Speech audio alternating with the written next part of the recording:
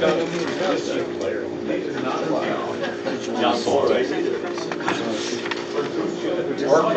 cruise, yeah.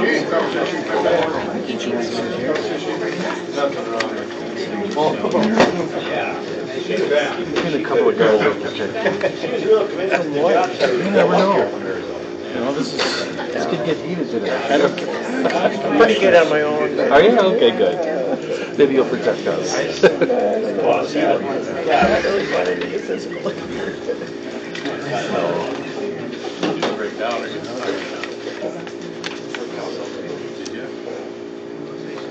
I'm not sure what. This is data center. Data centers are going to be an issue. Yes, they are. Well, you know, they opened in the legislative assembly. They opened the door to run these data centers on what they call SRMs, which are small mobile reactors.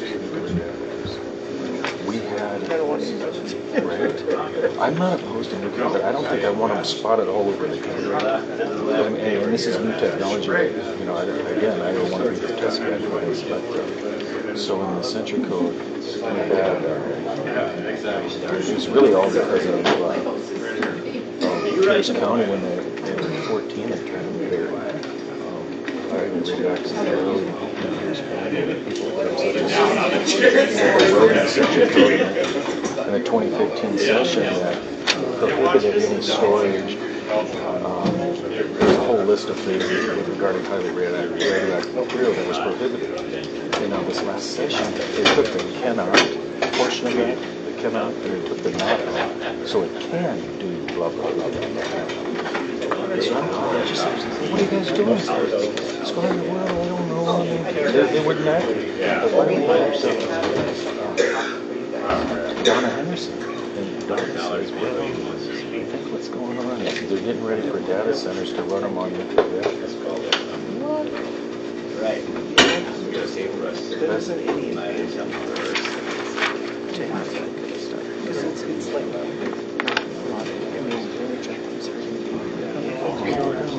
Okay, I'm going to call the meeting to order. Approval of the last meeting's regular meeting minutes. So moved by Warren. Second. Paid a lot of money for it. It's an American building. All those in favor say aye. It's not a matter Opposed? Carried. Any changes to the agenda? How are we going to clean it up? Who's going for it? Full business. Once again, we're dealing with wind towers, and in front of you, you have a letter, or a couple letters that were submitted to the Wells County Zoning Commission from David Knudsen and Ron and Becky Anderson, and I'm not going to screw this name up, but Stephen and Annette Sprague. Sprague, yes. Sprague. Stephen and Annette Sprague, okay.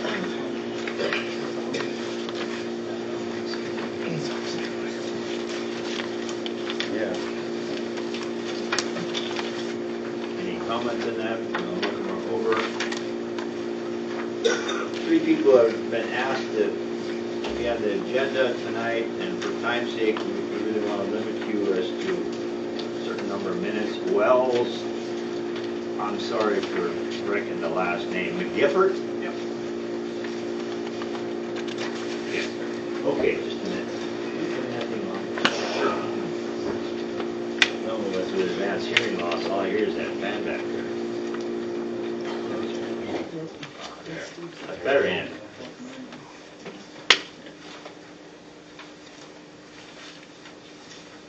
Hi, good evening, board members. My name is Wells McGifford.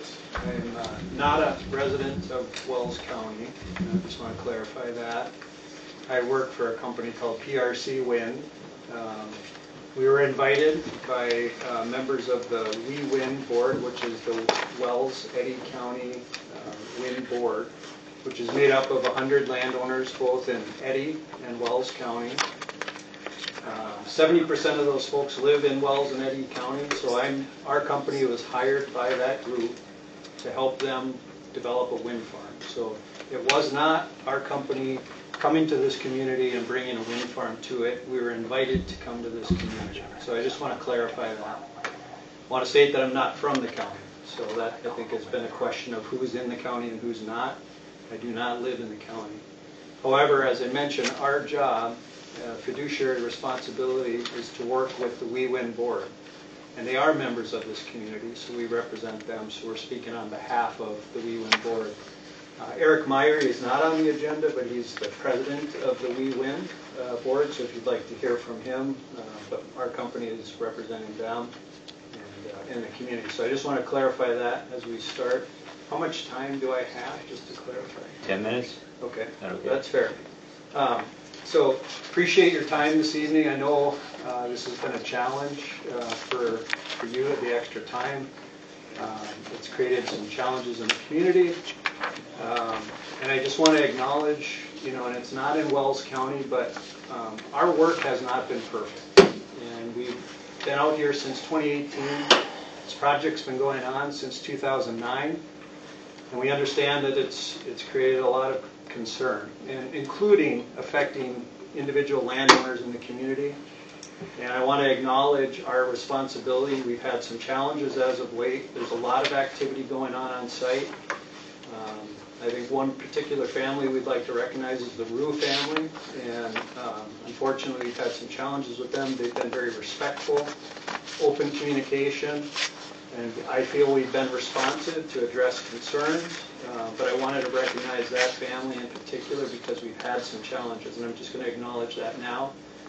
We're not perfect. We're human beings trying to do a good job and respect all of the land rights in the community.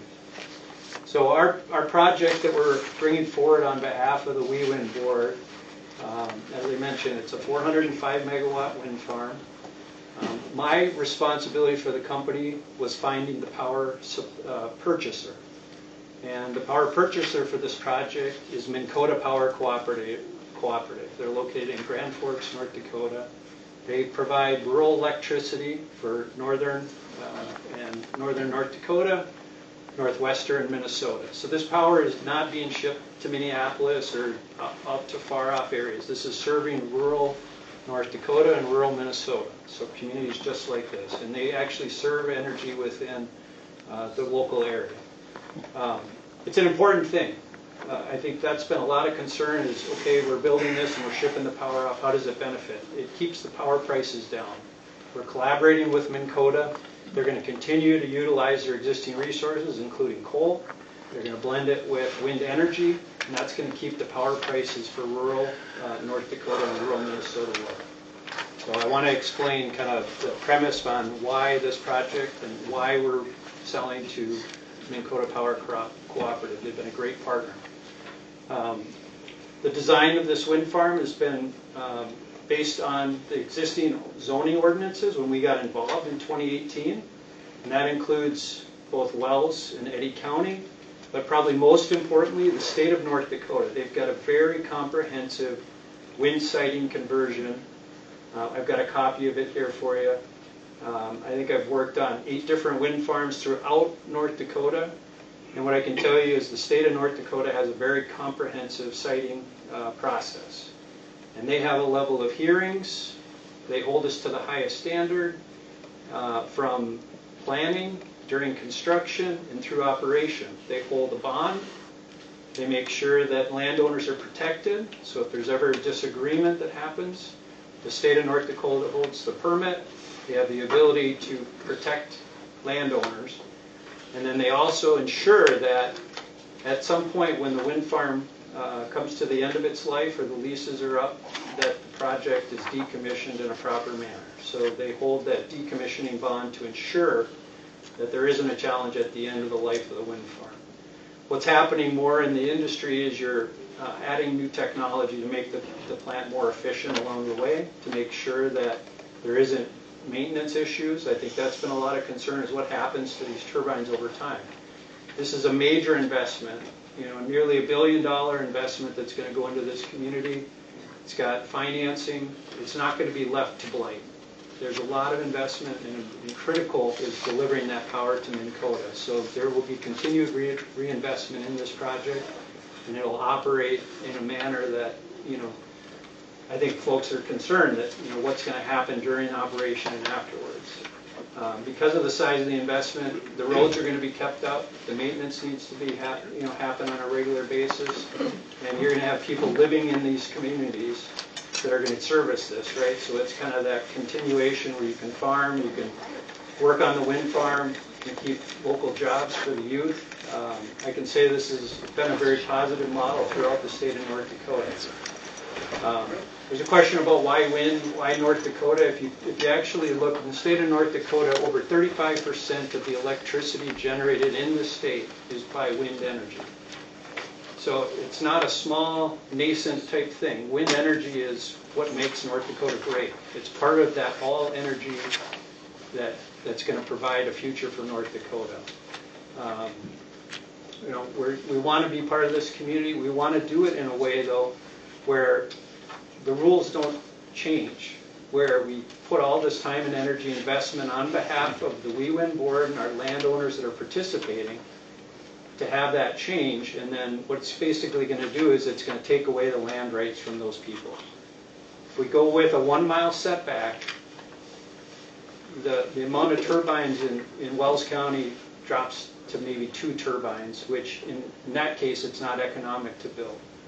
And I know that's a stark thing to say. I've got information I can share with you, but that is the fact. We came to the Wells County Commission and stated that if a mile is passed, the project will probably not be built. And if it is built, it's going to be substantially different and won't be in Wells County. And I don't think that's what folks want. I think they want the project. We want to do it responsibly, but we have to do it in a way. And I think the North Dakota PSC has a great framework for that protects the landowners, not just arbitrary about how far it is away from residences. There's so much time, energy, studies, reports done, scientific data that supports why the setbacks are what they are. And that's what we have followed, and we believe that that's a good path forward. So I ask that we be reasonable about how we can work together. There is an existing ordinance. Our standard is we want to be held to the highest standard. Right now we believe the state of North Dakota offers that. We're open. We never try to go right to the edge and kind of get right to the edge of that. We go above and beyond to make sure that the design does not have impacts on local residents, local landowners, or operations of farms. So just wanted to share that with you as we are very excited about this project. We think it's a great opportunity for the community. We know it's stressful. It's gotten a lot of people concerned and upset, but what I can tell you is I've been through this over a number of projects. Unfortunately, this is part of the process. After we go through this process, it's a very something that the community can be very proud of, and offers economic vitality for rural parts of this state that badly need it, and we want to provide that. So, Okay. I'm available if you have any questions. Any questions for Wells? I've got 4 questions I'd like to ask. Okay. First one concerned blade shadow. What will the height of the tip of the blade be when it's at the top of the rotation? Yeah, so we're working on the design. So there's a few different turbine designs. The top that we're planning for is 650 feet or lower.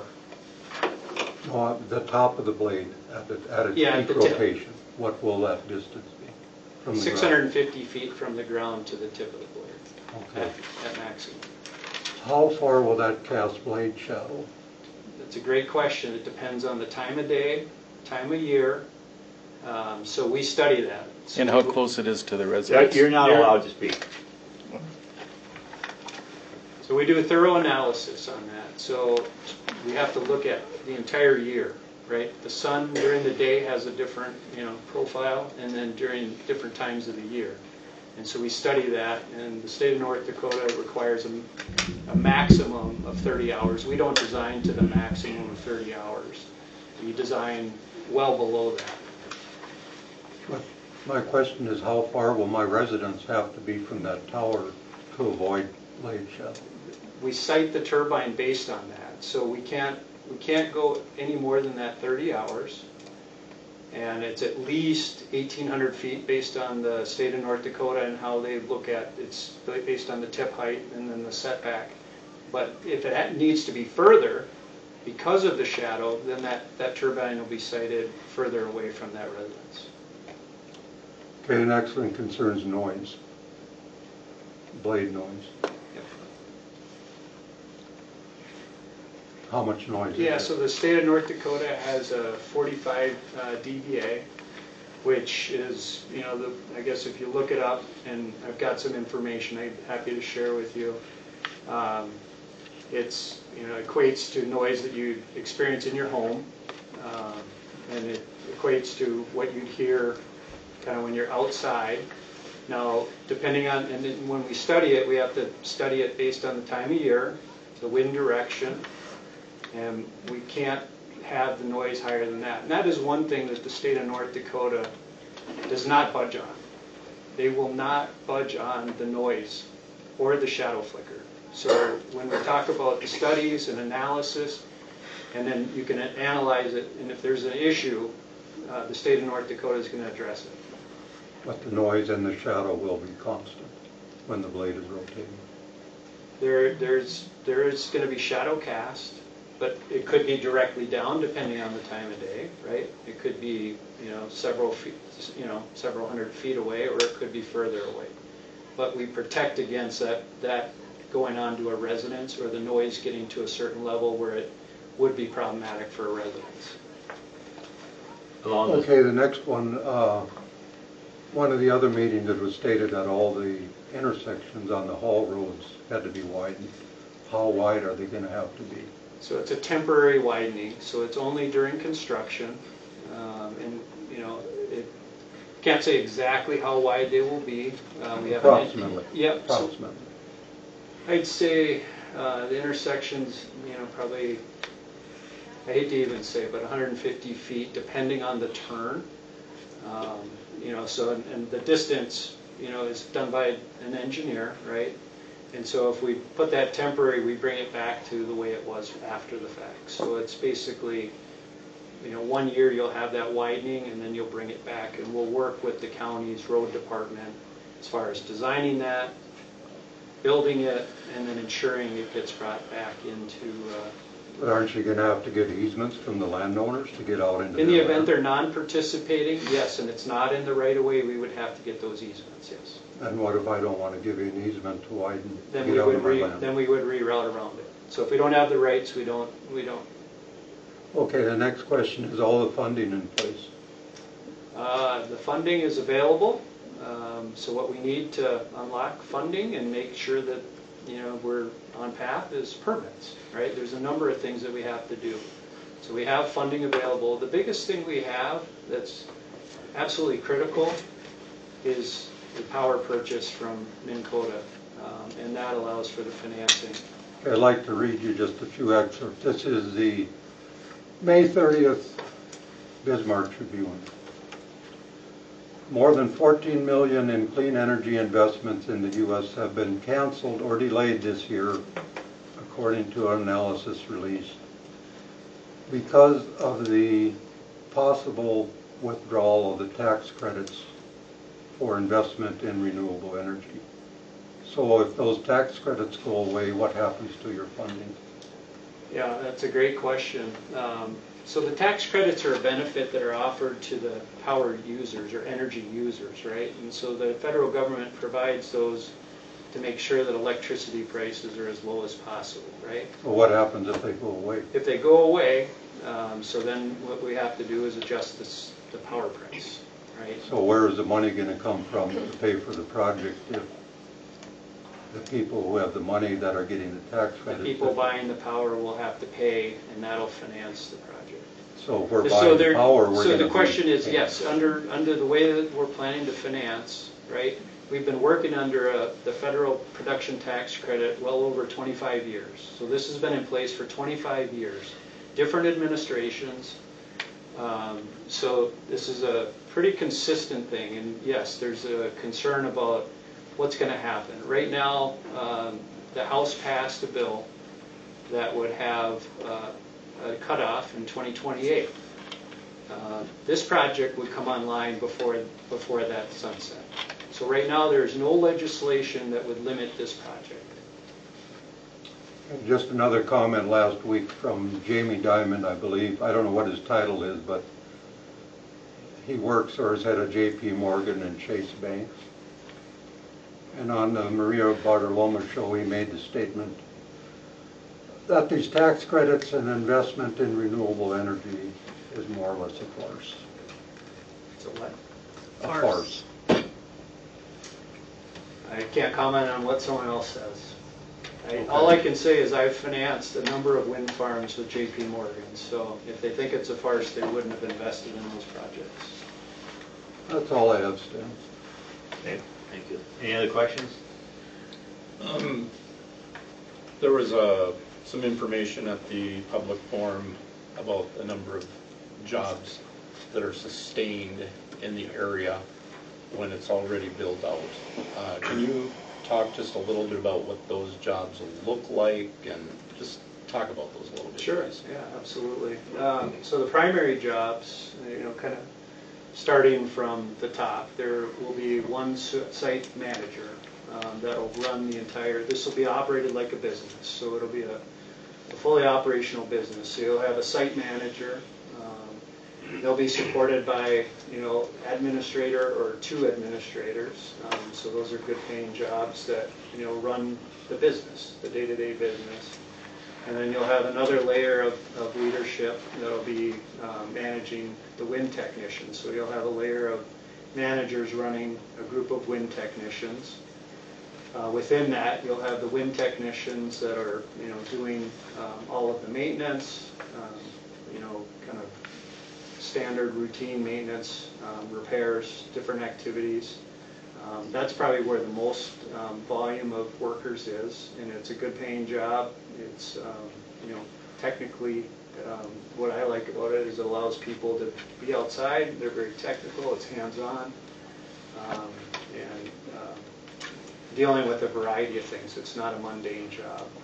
And then outside of that, because it's an electrical generation, you have high voltage technicians that'll be on site to ensure safety, both for the project, for the community. So they'll handle all of the, pad mount transformers, all of the main power transformers, everything to get the power to the grid. And so those folks will work on site. And then you'll have communications. So all of these turbines are connected with fiber optic communications. They're monitored. There's concern about, what happens if something goes wrong. There's over 300 what they call points. So if you think of maybe farming equipment, you have a few points on your implements that tell you what's happening. There's over 300 on a wind turbine that tell you every little thing that's happening. And so you have someone monitoring that. And they operate what's called a SCADA system, so it's communicating with everything. So if there's an issue, you're seeing that real time and being able to address those issues. So those folks will be on site. We believe there will be somewhere between 15 to 25 full-time jobs that might be directly working at site or in the area to service the project. And then there's a whole back, kind of back office group that's monitoring the turbines, addressing issues. You have kind of the whole business side of things, but locally we're projecting somewhere between 15 to 25, likely 20 to 25 is what we believe for this project. That's in the whole project. Can I just, are these transient jobs? Would these people work on These are multiple, or they're... non-transient jobs. They'll be here full-time. And it's like any job, I can't say they're going to be here for 25 years. Sure. But majority of the folks are going to move here, live here, buy homes, rent homes. Well, when they're employed with this, not this one and the one by Rugby and the one by Wilton, and they're not transient and moving around. And, okay. No. All right. Now, you have specialties that'll come in and go. Yep. But Okay. Thank you. Any other questions for Wells? I have one. Yes. So you said that you started this project in 2018. or started talking about this project with the We Wind. I don't know about the rest of you, but I didn't hear about it until about 1.5 years ago. So why was that? Otherwise, we could have bypassed this now, and we could have done something way prior, you know, with the changes of our zoning. Sure.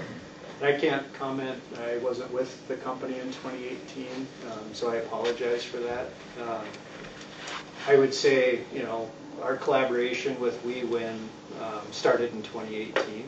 I think what the partnership was is we were kind of working together and making sure that communication was happening. If there was a letdown on that, you know, we own it. I mean, if it wasn't done properly, we own that. I believe things were discussed. You know, I go back in the file and try to understand what's happened. Why are we, exact same thing, why are we here? You know, we didn't want to be working on something for 7 years and cause this type of situation. And I've been on the zoning, well, I took over the zoning in '09, and you'd think I'd have heard something to be able to bring it all together, but I can't if I don't hear anything. Any other questions for Wells? Thank you. Yeah, thank you.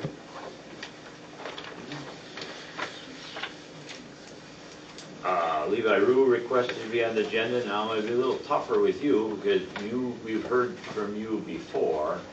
Do you have anything new to enlighten us with? And keep in mind, this isn't an agenda to criticize wind farms or the particular company. I'm not. I'm not saying you did, but for all of you, we're trying to set up a zoning ordinance that applies to every wind company and trying to make it as fair and plausible as we can. So saying that, go ahead. Okay. Thank you, Chairman. My name's Levi Rue. Like he said, I've been here before. I'm from Cheyenne, so you're probably wondering why is Eddy County here. I'm on the Eddy County Zoning Board. We have been talking about this type of stuff for longer than you guys may have been.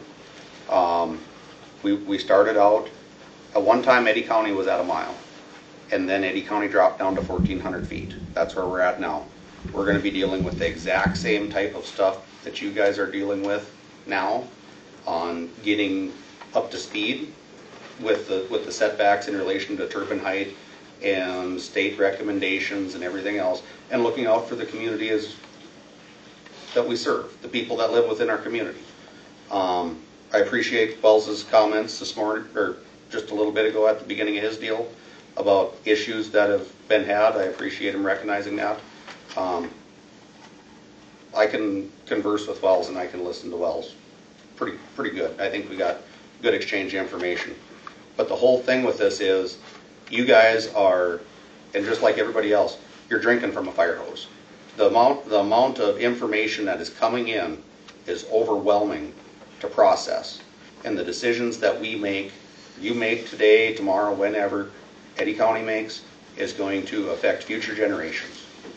A lot of the people that are making these decisions today, they might not be around to see the end of it. Some people won't be around to see the blades turn type of deal. I mean, we got to proceed with it, absolute extreme caution.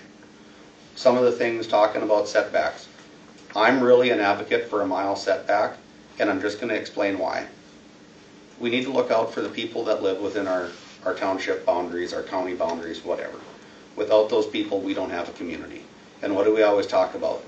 This is going to be good for the community. Let's make certain that we're still here at the end to enjoy whatever may come of it. We need to look out for those people. We need to figure out, how do we balance land rights? Because some people have said, this is an infringement on property rights, a 1 mile setback. Well, if you go in your zoning document, everything's an infringement of property rights. I mean, in all reality, everything, every law on the books, everything in zoning is an infringement of property rights in some way, shape, or form. Because if you own it, it should be yours. There's people that say, property taxes. If I own it, why should I have to pay property taxes? I'm not getting into that. But what I'm saying is, we got to have some common sense. We got to go forward. I think a 1 mile setback is a good place to start, and then you offer the variance. And then you say, hey, the guy that lives here, he's lived here for a long time, and we're not going to belittle him because he owns 20 acres. You go talk to him. And when they say, well, we can't talk